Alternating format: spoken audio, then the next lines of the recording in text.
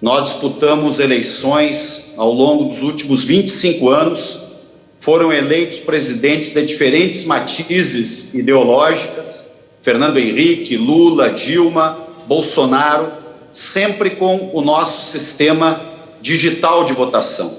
Na realidade, o que o presidente Bolsonaro quer, do meu ponto de vista, é exatamente criar um conflito onde ele não existe. A ideia sempre de mais uma polêmica, provavelmente já construindo uma espécie de justificativa para desrespeitar o resultado eleitoral, que aponta de forma cada vez mais clara para uma muito provável derrota de Bolsonaro nas próximas eleições. Mas quero falar sobre a economia brasileira. Relembrar aqui, senhor presidente, senhoras e senhores deputados, deputadas, que ao longo de 13 anos, sob as lideranças do presidente Lula e depois da presidenta Dilma, o Brasil implementou um projeto de desenvolvimento nacional. Um projeto de desenvolvimento nacional que trouxe crescimento econômico, distribuição de renda, combate à desigualdade, à pobreza, combate à fome e melhoria da condição econômica do nosso país. Tivemos um crescimento do número de empregos gerados com carteira assinada, foram ao longo destes anos 22 milhões de empregos. O Brasil reduziu a sua taxa de desemprego para a menor taxa de desemprego de toda a história do país, com 4,3% de desemprego em fim de 2015, aproximadamente.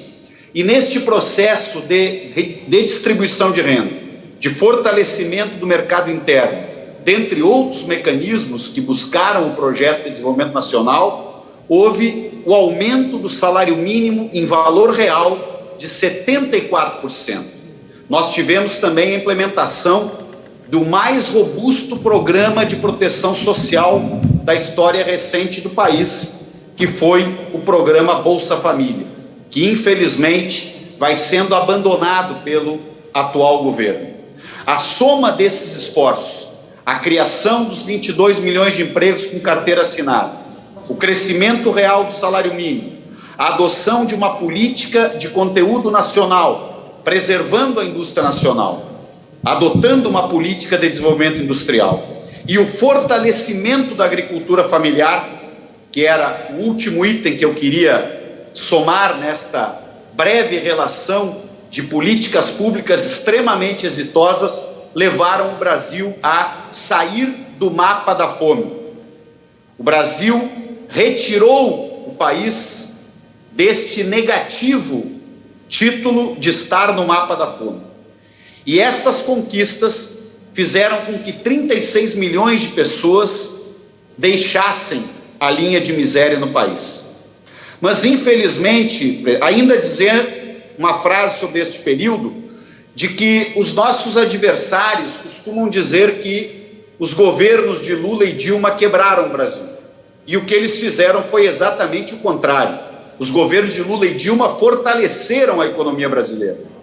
Um dos dados que sintetiza esta informação é o crescimento das reservas internacionais do país, que saltaram, em 2003 eram de apenas 37 bilhões de dólares, e quando a presidenta Dilma foi derrubada por um golpe contra a democracia brasileira, as reservas estavam em 380 bilhões de dólares. Quem multiplica por 10 o volume de reservas de um país, não quebra um país.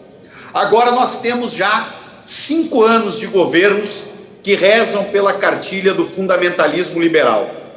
E qual é o resultado do governo Temer e especialmente destes 2 anos e meio de governo Bolsonaro? O Brasil volta para o mapa da fome. O Brasil volta a ver 117 milhões de brasileiros vivendo em insegurança alimentar.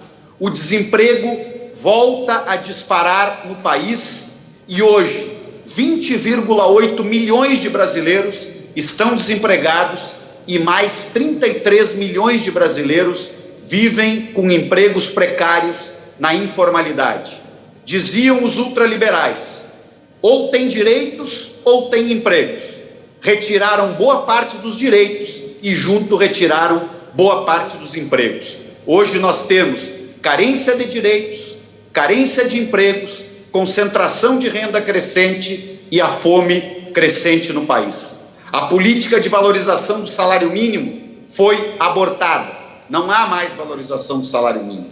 A inflação voltou.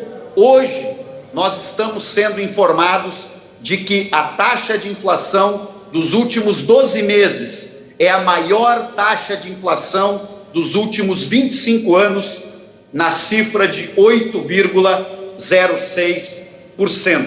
O Brasil está à deriva, sem governo, sem política econômica, sem política social, cortou o auxílio emergencial em meio à pandemia durante 3 ou 4 meses, reintroduziu um auxílio emergencial absolutamente insuficiente.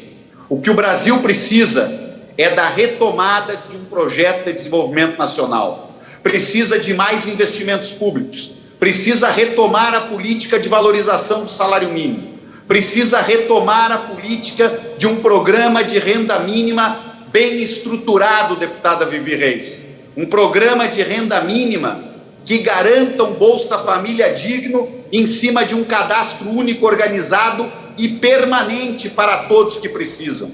Precisamos de política de geração de emprego. Precisamos, sim, de mais Estado na economia para regular as distorções que têm sido geradas pelo fundamentalismo liberal. Hoje, no Brasil, existe, sim, um paraíso para poucos que ganham cada vez mais.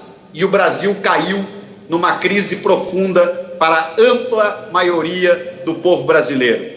É vergonhoso ver que 10 brasileiros entraram na lista dos bilionários, que é feita pela revista Forbes, e milhões de brasileiros passam a viver em condição de miséria de novo, com fome, desemprego e falta de respeito por um governo que é um dos piores, provavelmente entrará para a história como o pior governo da história do Brasil.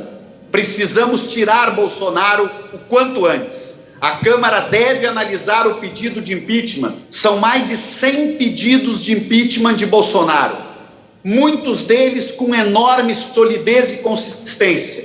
E, infelizmente, o presidente Arthur Lira mantém todos eles engavetados, num processo de proteção indevida e de forma monocrática. O plenário deve analisar se tem maioria ou não para um desses processos de impeachment. O Brasil precisa parar o governo Bolsonaro.